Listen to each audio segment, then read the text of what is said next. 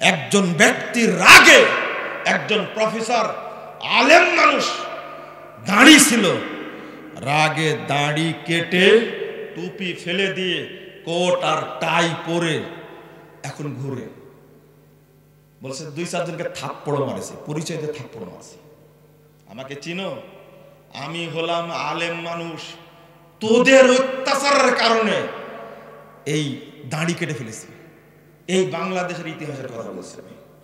এরা এত অত্যাচার করে, কিন্তু বাংলাদেশটার অবস্থা, একজন সচিব 5,000 কোটি টাকা চুরি করে বাংলাদেশে পাচার করে, তুমি তাকে ধরতে পারো না?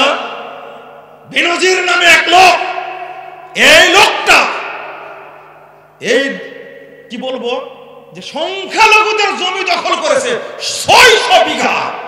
গোয়েন্দারা কোথায় ছিলে? সাংবাদিকরা কোথায় ছিলে? লিখতে পারো না কেন তোমরা? সবাই ছিল চাট্টকার, সবাই ছিল দালাল, সবাই ছিল ব্রিটিশদের এরকম মানে কি বলবো এই বাংলাদেশের স্বাধীনতা বিরোধীদের যারা দোষর তাদের পাশে সারা জীবন এরা।